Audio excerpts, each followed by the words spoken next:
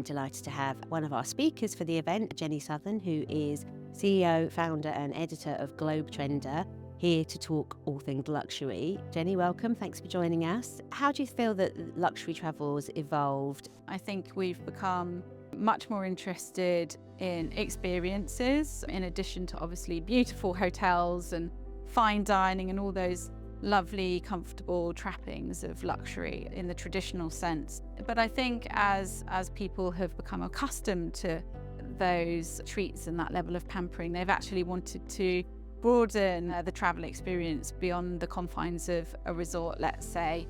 And I think that's what we've seen over the last sort of 10 years, which has been of the experience economy. People are looking for experiences, journeys that enable them to become better versions of themselves, to experience some level of enlightenment, to upskill, to not only come home with those impressive stories of their trek across the South Pole or something that will dazzle their friends and earn them that social prestige, but actually they've made some kind of internal progress, some internal journey as well that has enabled them to reach a new level. So on luxury travel trends, obviously you do a lot of forecasting. What would you say are the sort of top 3 trends that are shaping luxury travel right now?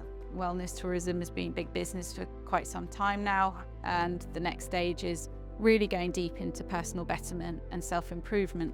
I think geo-arbitrage is a really interesting trend. This very much relates to the rise of digital nomadism and remote working. So geo-arbitrage essentially means that you are relocating to a more affordable destination than where you live to gain value from a more affordable lifestyle while still earning better money in your home location.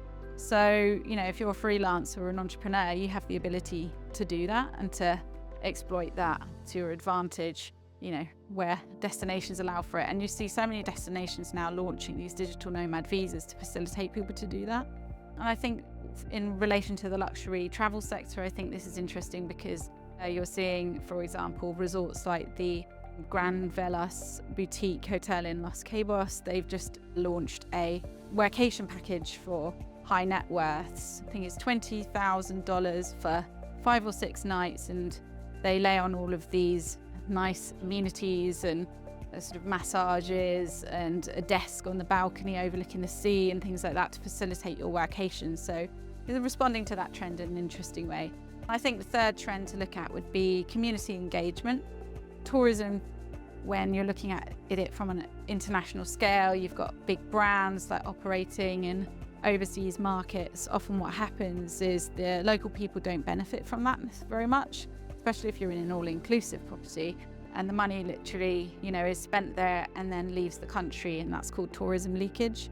And that is a huge problem. And I think what is being done to combat that is really encouraging when you're seeing hotel brands such as Bill Bensley, the hotel designer and operator. So he's got a property called the Shintamani Wild in Cambodia, and he has a foundation, and a lot of the money that's spent in his property then goes into the foundation and is spent helping local people, digging wells, building schools, etc., and also employing wildlife rangers who are formerly poachers to go out and protect the rainforest that surrounds the property. So I think that's a really nice example of how a hotel can actually protect the local environment and support local people as well. And I think we absolutely need to see more of that.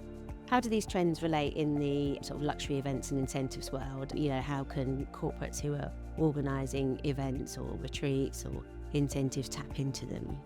Yeah, I think it's really important to think about this idea of transformation and personal betterment and how people can really feel enriched by the experience, that it's not just an excuse to drink a lot and feel a bit wrecked and exhausted by the end of it, that you actually leave feeling improved, you feel nourished, you feel inspired, and also that you hopefully have done something that does allow people to engage with the local community, local environment in some way, to give back in some way. Thank you very much. Thanks for joining us, Jenny. Thank you so much for having me. Thank you.